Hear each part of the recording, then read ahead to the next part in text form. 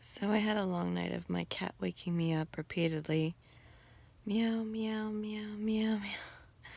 Finally, I let her into my room to cuddle. Now, I haven't been letting my cat in because we've had a flea problem. I gave her a flea bath last night, and I tried to stick her in one of the other rooms, kind of as a quarantine. But she just kept meowing and meowing and meowing. So I finally let her in and laid her next to me until I found a flea. And then I said, okay, you're out. But that was, she wore me down. I don't even know what time.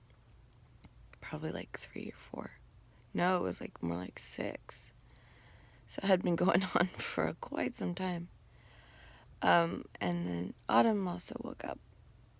She does this thing where she goes, and a couple times. And she flip-flops around, and she was in bed with me last night, so I was waking up from that. So I didn't get much sleep.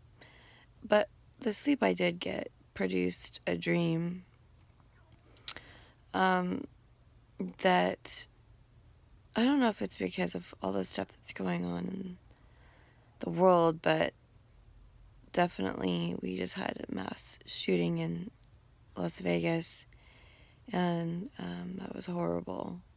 Previous to that, we had hurricane in Florida and earthquake in Mexico, and then after all that, Tom Petty dies. So it's been just boom, boom, boom, boom. So that's possibly why I had a dream that I died, and a lot of other people died too. And we were in a concert hall, and we were packed into this concert hall.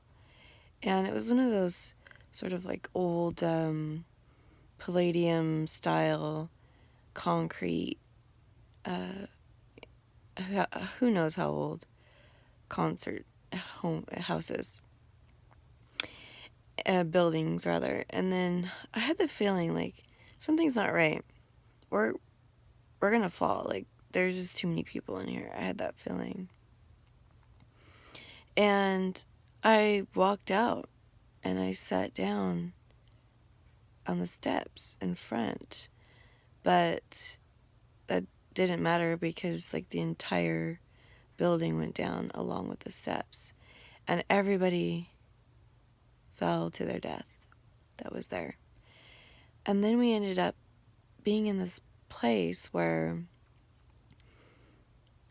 it's kind of like they're getting ready to take your body from you, and you have a certain amount of time to do what you want to do until then. So people were like trying on different wigs and, different styles of clothes, doing stuff that they never did in their lives just because it was their last time to do something. And then you go into a room where there's sort of like doctors and scientists, and they measure you and take your, vitals, and they, I don't know why they're checking you. It's not like they're going to reuse your body for something. I don't know. It was very strange. But all you know is that at some point you're going to disintegrate. And you have only a certain amount of time, and it's not very long. I think it was something like you have, 24 to 48 hours to do whatever you want to do, and then that's it. So it's kind of crazy. And then when I woke up from that, probably due to a cat, I went back to sleep again, and then I was driving in my car. I was driving my car, and there was this bridge that went up. The drawbridges, they go up to let the ships pass under.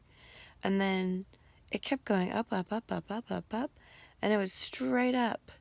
There was cars on it still, and they were sliding down and falling to their, demise. And then the ground starts crumbling below. So, like, I ended up with I was backing up with my car because I saw things happening. I was like, oh, I need to get out of here. So I hit reverse and I was punching it, and it had Autumn in the car.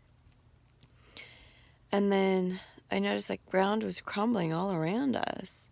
So we were literally just on these little islands at the end, and it was very strange. It was the freeway or the highway or whatever. And I saw like a official, like a ranger maybe, somebody there. And I said to her, I said, there should be some kind of signs that warn you about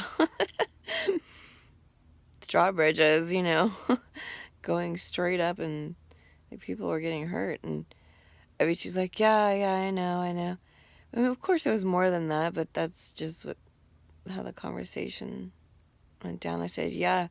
And then last night I had a dream that I was at a concert hall and we all fell to our deaths. So this is kind of weird that this is happening too now. But it was also a dream within a dream. Anyway, I'm getting ready for my day. I'm going to go drop off Autumn at Heather and Lila's. Lila's Autumn's friend. Heather's my friend.